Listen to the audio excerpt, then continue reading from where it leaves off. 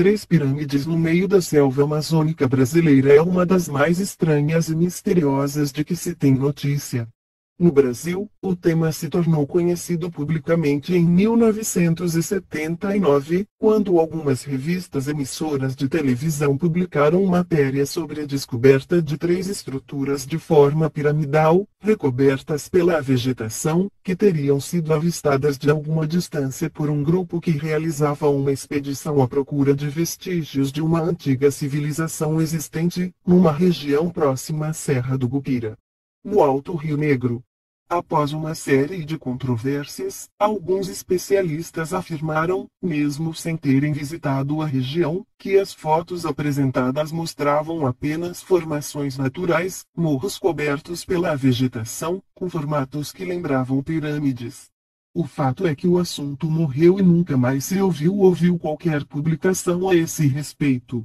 No entanto, o historiador, antropólogo e arqueólogo brasileiro Aurélio M. G. de Abreu apresentou uma versão bem mais completa para o caso, entendendo que o assunto foi muito mal explicado e ainda pior pesquisado pelas autoridades e cientistas brasileiros.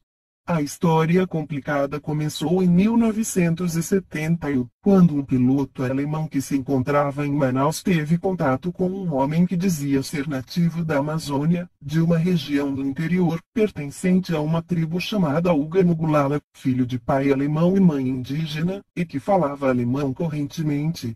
Segundo ele, cerca de 2.000 soldados alemães chegaram à região entre os anos de 1939 e 1941, enviados por Hitler como cabeça de ponte para uma possível invasão ao Brasil. Quando retornaram em 1945, alguns deles resolveram permanecer e se misturaram aos nativos. O piloto alemão contou a estranha história ao jornalista Cario Brugger, que foi a Manaus, entrou em contato com o nativo que falava alemão que se chamava Tatum Canara, que ele contou que ainda existiam descendentes de uma civilização pré-colombiana vivendo no interior da Amazônia. Brugger partiu numa expedição a cidades em companhia de Nara em 1972 e, em 1976, publicou o livro de Ishronik von Akakor, em que narrava a chegada dos soldados alemães.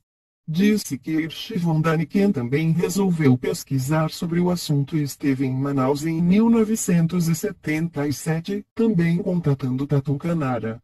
Nessa ocasião, o nativo lhe disse que existiam 3 cidades habitadas no interior da Mata Acaim, Akakor e Atanis, e que em Acaim existiria um objeto que teria sido entregue aos sacerdotes Mogulalas milhares de anos atrás, por deuses que vieram do céu.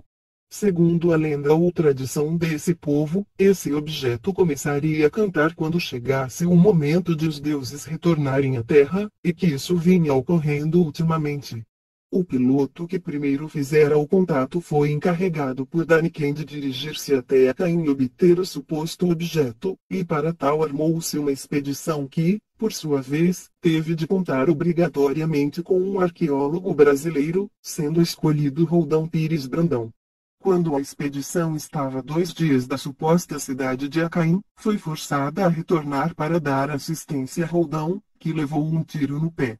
Segundo um comunicado da revista Ancient Skis, editado pela Ancient Astronaut Society, Roldão se teria ferido propositadamente para impedir que a expedição prosseguisse.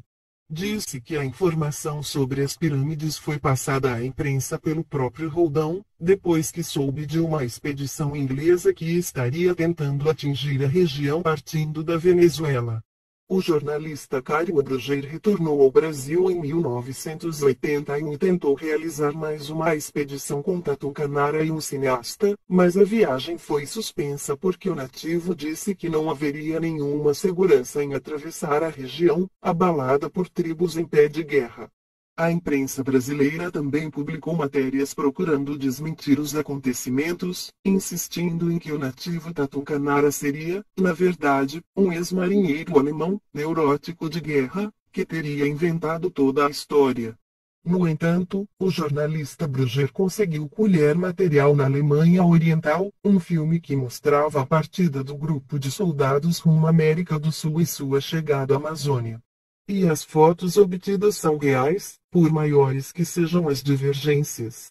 Para complicar o caso, Caio Abranger foi assassinado no Rio de Janeiro, em 1984, segundo informações da polícia pelo disparo da arma de um assaltante.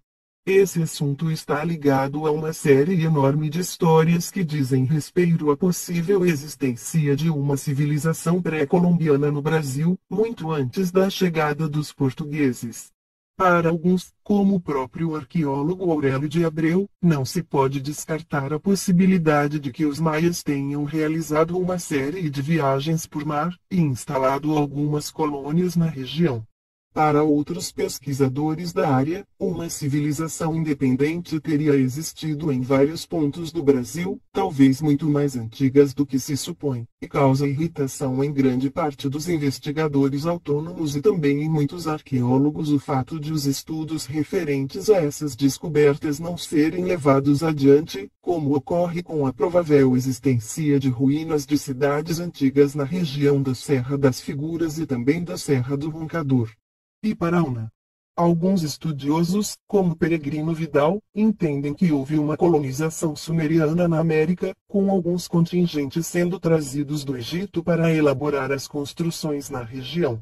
Outros entendem que Atlântida teria sido o centro do qual partiram colonizadores, tanto em direção ao Egito quanto em direção às Américas, levando com eles as técnicas de arquitetura e construindo pirâmides semelhantes dos dois lados do oceano.